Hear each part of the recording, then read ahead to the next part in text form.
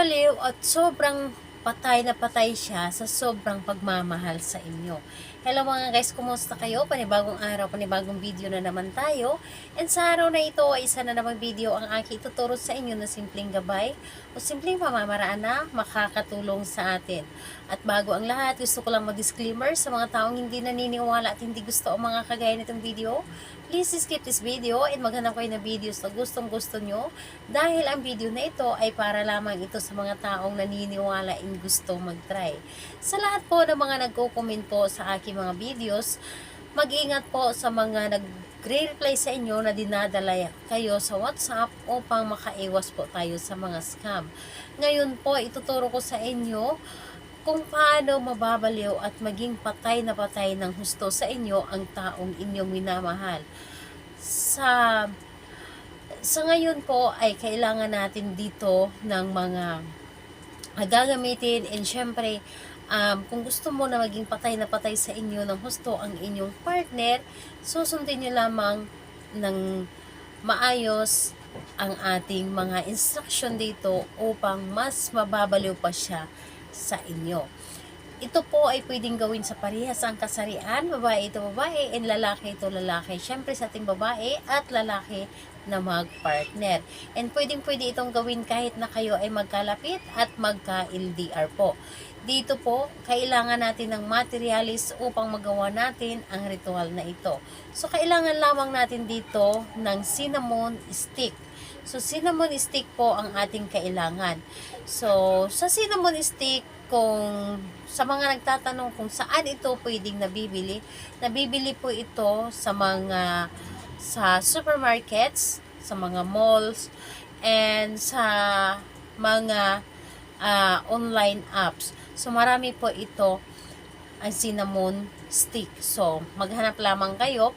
And, kailangan din natin dito ng panulat. Siyempre, kailangan natin dito ng panulat at kailangan din natin dito ng pangtali. So, pwede kayong gumamit ng sinulid. So, pwedeng kahit anong klaseng kulay ng panali or sinulid. Basta po ito ay sinulid. And syempre, kailangan din natin dito ng bottle.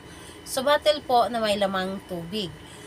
And yung galing lamang sa gripo na tubig. Ngayon, kapag ready na yung mga bagay na ating gagamitin sa paggawa ng ritual, ay i-ready mo rin ang inyong sarili.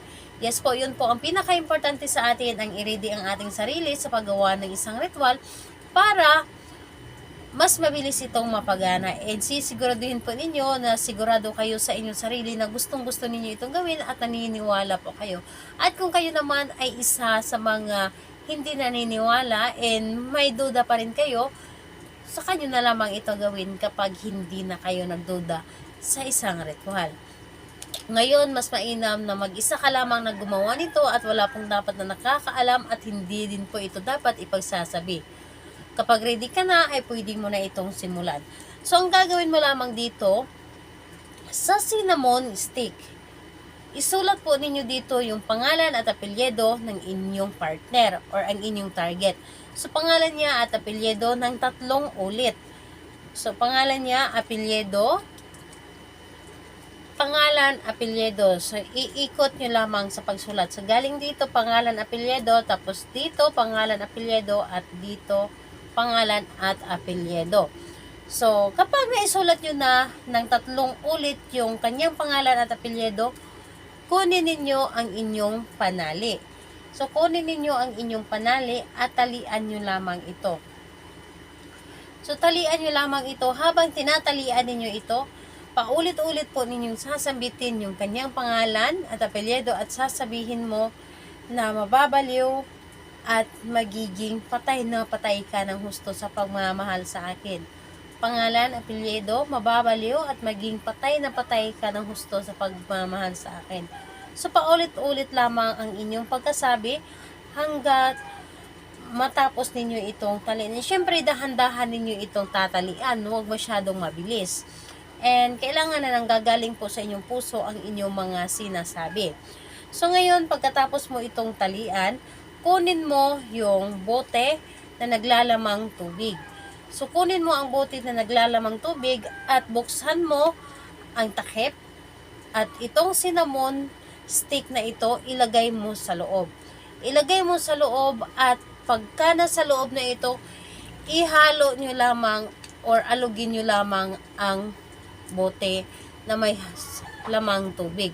So, alugin nyo lamang at paulit-ulit na sasambitin yung pangalan ni target at apelyido at sabihin ninyo na mababaliw at maging patay na patay ka ng husto sa sobrang pagmamahal sa akin. So, paulit-ulit lamang, walang limit ang pagkasabi, mas maraming sambit, mas maganda. And kailangan na nanggagaling sa inyong puso ang inyong mga sinasabi.